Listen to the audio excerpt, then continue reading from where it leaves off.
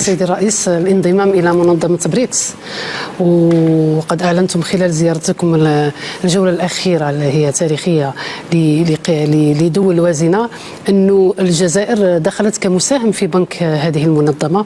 هل تتوقعون أن تطرح مسألة الانضمام أو يفصل فيها في القمة المقبلة للمنظمة في جنوب إفريقيا؟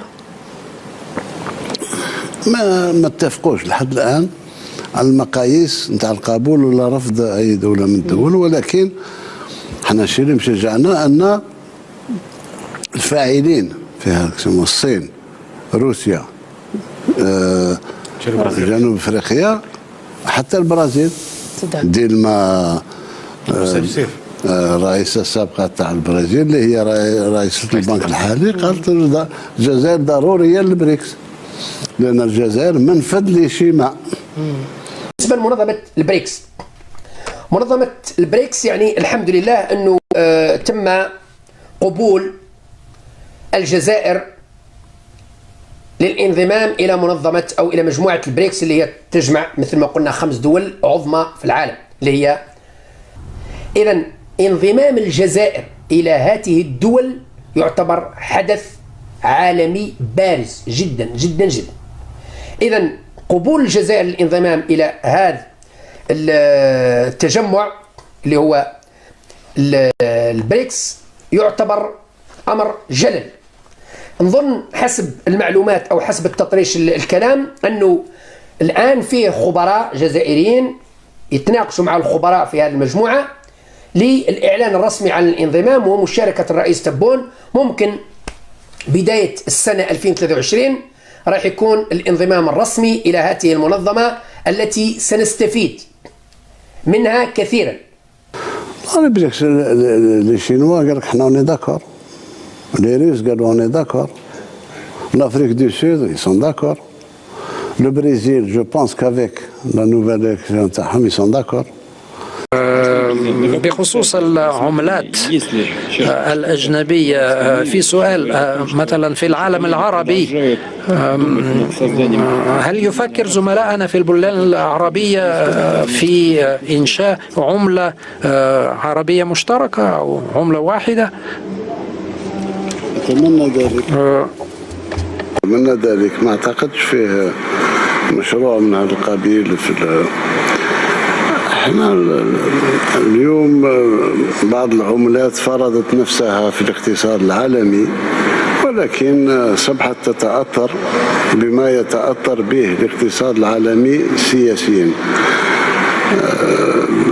أتكلم باسم بلدي الجزائر، فنحن نريد في أقرب الوقت أن ننضم إلى منظمة البريكس حتى ربما نحرر اقتصادنا نوعا ما من بعض الضغوطات. أما العملة الموحدة فيا ريت في عملات قوية جدا بالنسبة للعالم العربي مثل العملات السعودية والإماراتية.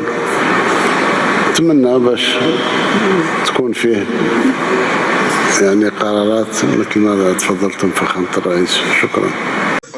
لقد توصلنا إلى توافق بشأن المرحلة الأولى من عملية التوسع هذه، بالإضافة إلى المراحل المقبلة التي سنتطرق إليها لاحقا. لقد قررنا دعوة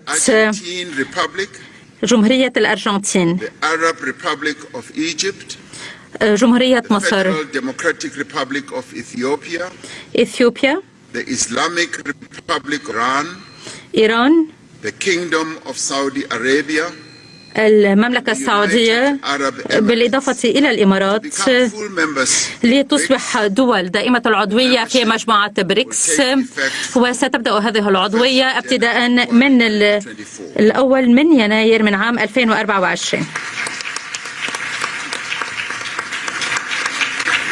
We value the interests of other countries نحن نقدر كثيرا in building محاولة الدول الأخرى في محاولة بناء شراكات مع دول بريكس، ولقد خصصنا وزراء الخارجية للعمل على تطوير نموذج شراكة دول بريكس، بالإضافة إلى وضع لائحة بالدول الشريكة المحتملة وتقديم تقرير بشأن ذلك بحلول القمة التالية. اليوم سنستضيف قادة من أفريقيا بالإضافة من دول الجنوب Africa outreach and خلال المؤتمر plus dialogue.